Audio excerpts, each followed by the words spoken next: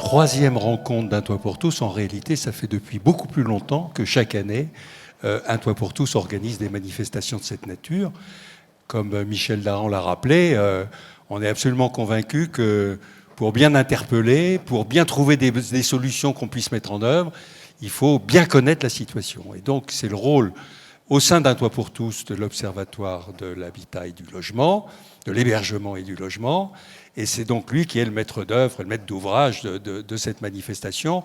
Et pour ne pas l'oublier, je profite dès à présent de cette occasion pour remercier Anissa Guiwan qui a joué et qui joue un rôle très important dans la préparation et le déroulement de cette journée. Alors, le thème d'aujourd'hui, c'est donc la précarité énergétique. Et j'ai en mémoire 2 chiffres que je voudrais vous citer. Ce sont des chiffres approximatifs et je ne doute pas que les experts qui sont parmi nous pourront les préciser.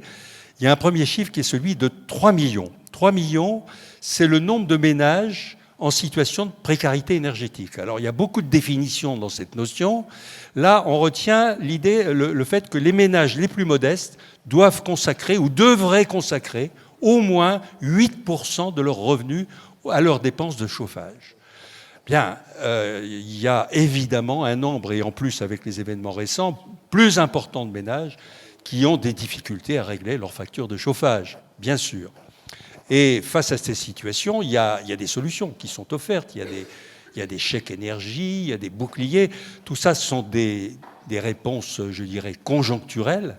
Et bien entendu, pour résoudre ce problème, il faut agir plus en profondeur à travers la rénovation des logements et l'optimisation des systèmes de chauffage.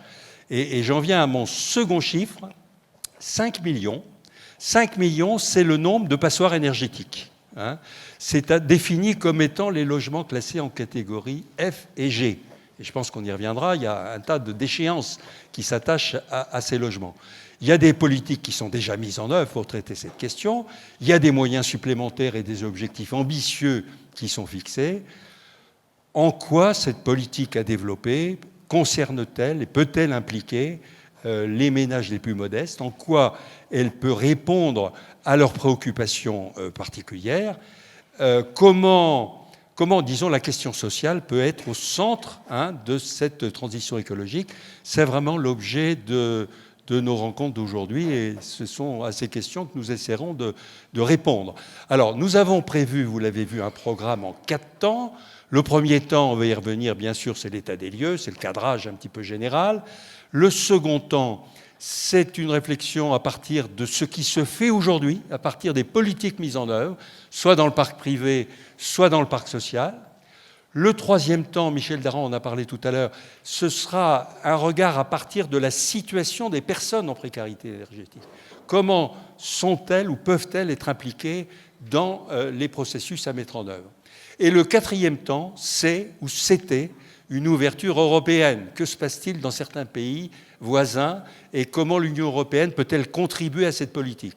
Je dis c'était parce que, du fait du Covid, qui ne nous lâche pas, notre intervenant européen nous a fait savoir hier qu'il ne pouvait pas être parmi nous. Bien, eh bien, écoutez, on en profitera pour développer nos échanges et essayer de bien tirer les enseignements de cette journée. Donc on commence dès à présent par la première séquence.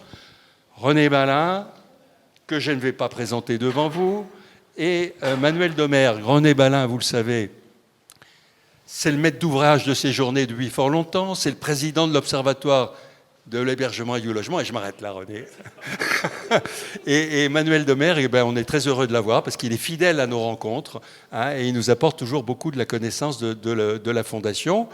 René Balin a prévu, je pense, de commencer par une restitution de ce qui s'est passé avant cette journée. Ce sont tous les webinaires qui se sont déroulés au cours du mois de novembre. Eh bien, je te laisse la parole. Merci. Bonjour à toutes et à tous. Comme Michel vient de l'indiquer, je vais rendre compte de la série de webinaires qui a été organisée depuis la fin du mois d'octobre, à raison d'une séance par semaine, de façon à présenter et réfléchir à partir d'un certain nombre d'expériences locales portés par divers acteurs. J'appuie là, non ? Voilà. Donc vous avez là la liste des webinaires. Peut-être que certains d'entre vous ont pu participer à certains d'entre eux. Donc 5 webinaires. Il y en a 2 qui se plaçaient plutôt du côté des producteurs, du côté de l'intervention sur le bâti. L'un d'eux, organisé par Un Toit pour tous, pour, à partir de son action de mobilisation et de réhabilitation de logements, 450 à 500 logements à ce jour. Et puis un second webinaire dans cette catégorie, organisé par les bailleurs sociaux pour montrer comment il est à la fois possible d'intervenir sur le bâti en ayant une perspective sociale. Deuxième série de webinaires, enfin il n'y en avait qu'un qui répondait à cette caractéristique, c'est le 3e, c'est l'intervention sur le parc privé avec les interventions de l'ALEC, mais ils auront l'occasion de reprendre la parole dans cette journée de Solia, qui rendait compte du déploiement de la politique Murmure sur l'agglomération grenobloise qui a été lancée dès 2010, donc qui a aujourd'hui une certaine expérience et un certain nombre de résultats. Et puis il y a 2 autres webinaires qui se situaient plutôt du côté des personnes. L'un d'entre eux, c'est le second, à partir de la situation des étudiants qui sont aussi confrontés à cette question de la précarité énergétique. Et l'autre, qui était organisé par la Fédération des acteurs de la solidarité, pour rendre compte de la façon dont l'accompagnement des personnes pouvait intégrer cette question de la précarité énergétique. L'intérêt de ces webinaires, il est double. Il a permis de montrer d'abord l'importance et l'antériorité des actions déployées sur l'agglomération grenobloise. Certaines de ces actions ont 10 ans, comme une dizaine d'années, un peu plus d'une dizaine d'années maintenant pour Murmure, ou même une 20 ans ou plus pour l'intervention des bailleurs sociaux sur leur patrimoine. Donc, premier intérêt. Deuxième intérêt de ces webinaires, c'était de rendre compte de la diversité des acteurs qui sont mobilisés, à la fois pour intervenir sur cette question de la précarité énergétique dans une perspective sociale. Alors, je vais intervenir assez rapidement pour dégager, de mon point de vue, les enseignements de ces webinaires. Ce n'est évidemment pas une restitution de l'ensemble. Je vous invite à aller les visionner sur le site d'Un Toit pour tous. Ils sont d'une grande qualité. Je le dis d'autant plus facilement que j'intervenais dans aucun de ces webinaires, donc c'est un jugement extérieur. Mais vraiment, je vous invite à aller voir, comme je vous incite aussi à aller visionner les webinaires sur le site d'Apsis sur ce thème et sur d'autres thèmes. Et donc, mon intervention, c'est simplement rendre compte d'un certain nombre d'enseignements. Je laisserai l'introduction plus générale à Manuel tout à l'heure. Donc, voilà. J'ai essayé de dégager, de retenir quatre enseignements de cette série, non, 5, pardon, enseignements de cette série de webinaires. Premier enseignement, c'est que ces politiques de rénovation énergétique ne peuvent se faire sans prendre en compte les plus modestes, puisque ce sont eux qui souffrent le plus de la vulnérabilité énergétique. C'est indispensable parce que ça constitue une part très importante de la population, ceux qui sont en situation de vulnérabilité. Ce sont toutes les personnes qui dépensent 60 à 70% de leurs revenus pour des dépenses contraintes, et des dépenses contraintes qui vont à l'évidence augmenter avec la progression des charges de chauffage. Ce sont aussi tous les ménages qui sont en situation de fragilité, ménages constitués notamment d'une seule personne, et parmi elles, ou d'une seule personne disposant d'un salaire, et parmi elles, bien sûr, les familles monoparentales.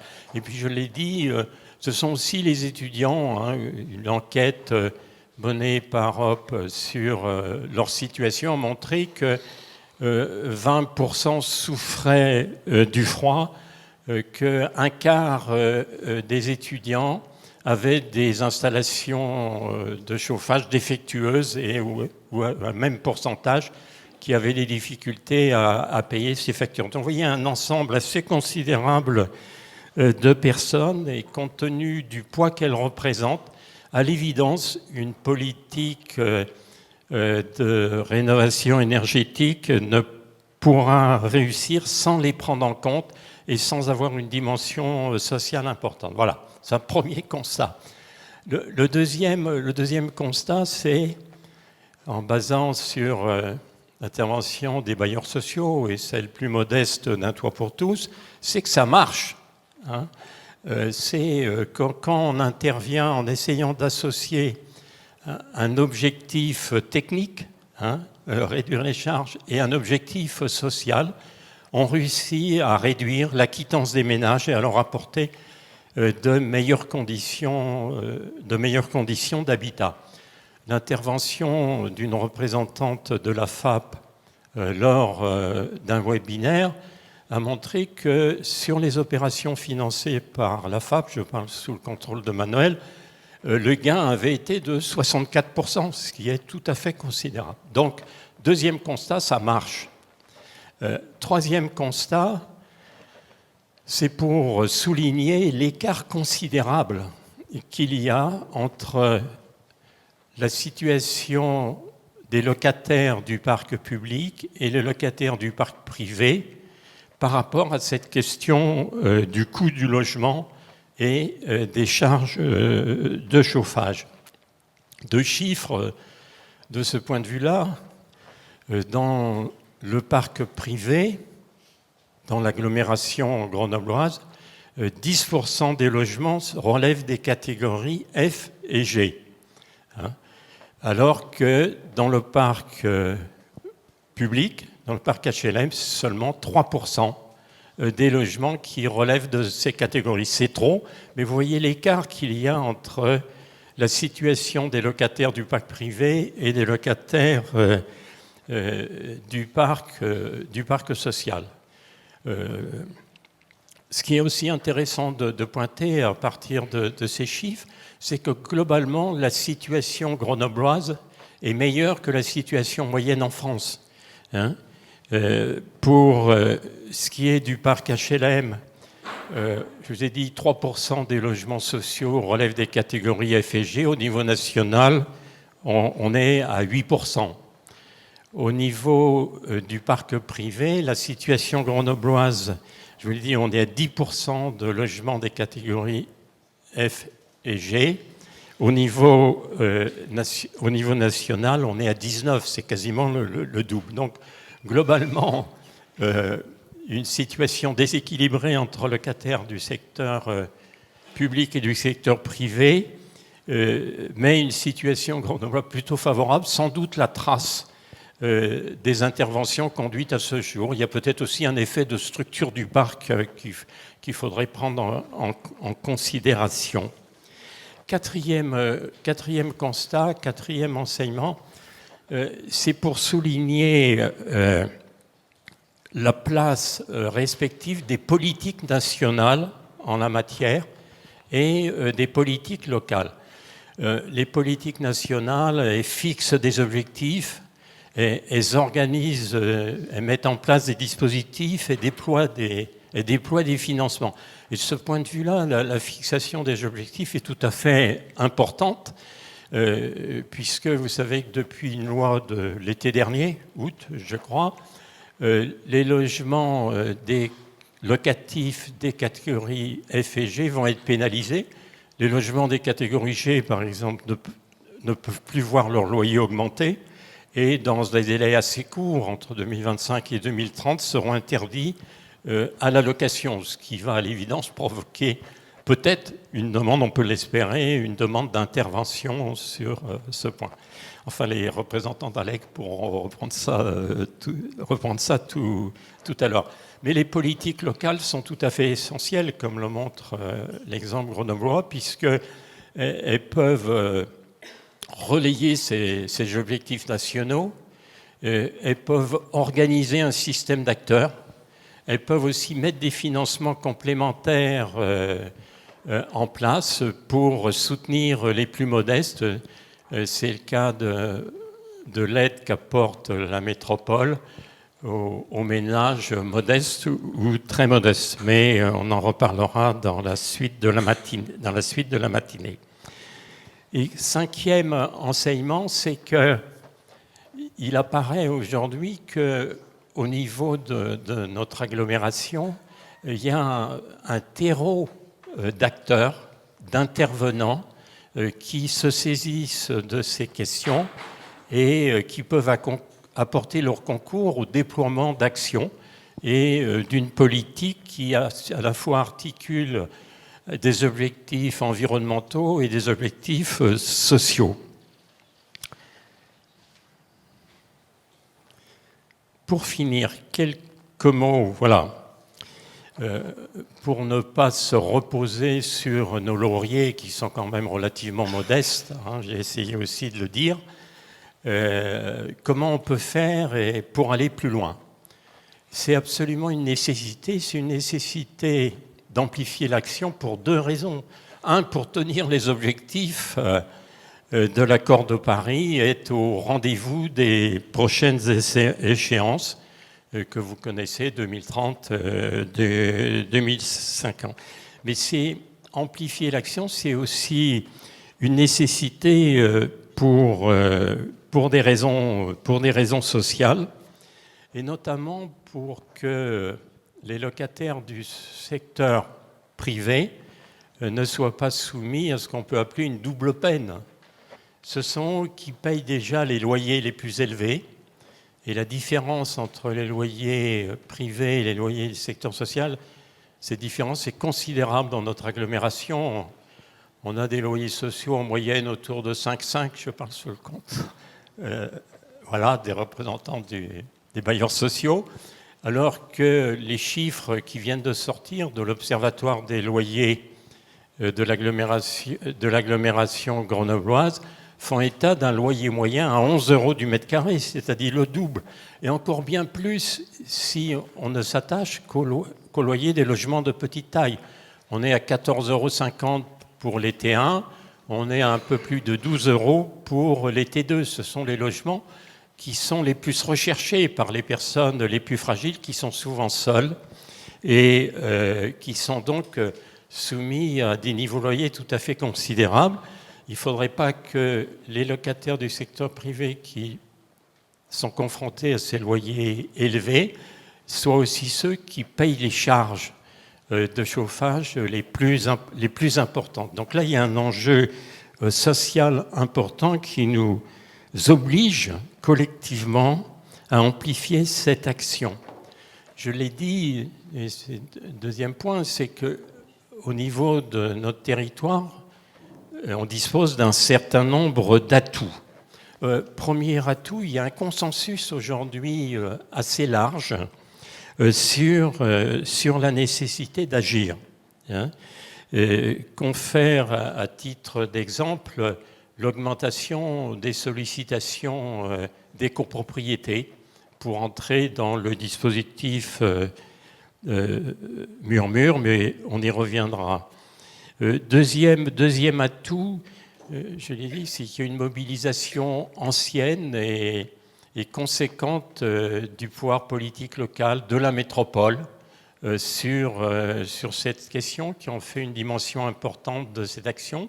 Et puis, autre atout Et bien sûr, toute l'expérience des bailleurs sociaux qui ont internalisé un certain nombre de compétences nécessaires au développement de ces actions de rénovation énergétique. Et puis, dernier atout aussi, l'antériorité, l'expérience accumulée, chemin faisant par la politique Murmure sur l'agglomération.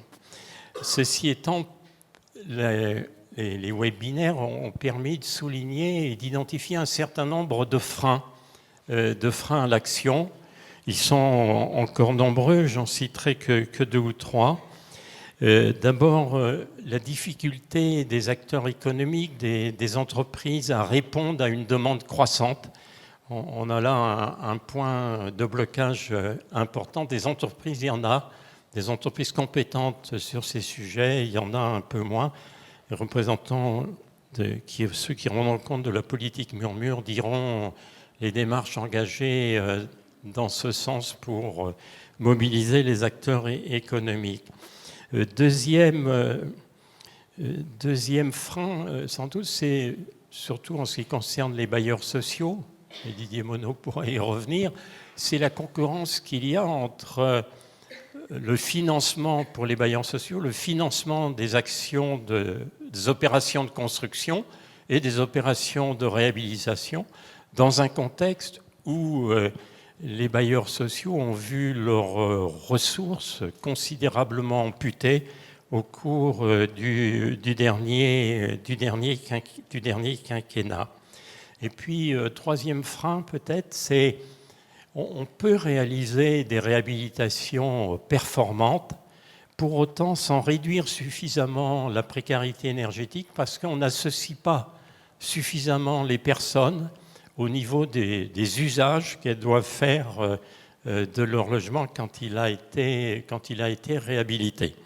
Voilà, donc des atouts, des freins. Les débats de la journée pourront enrichir ces quelques constats que j'ai essayé de retracer là. Et ce qu'il faut retenir, c'est qu'il faut qu'on relève le niveau de nos objectifs, mais que cette ambition-là est possible pour permettre à la fois de développer du logement abordable et de répondre aux enjeux de la transition écologique. Manuel, je te laisse la parole.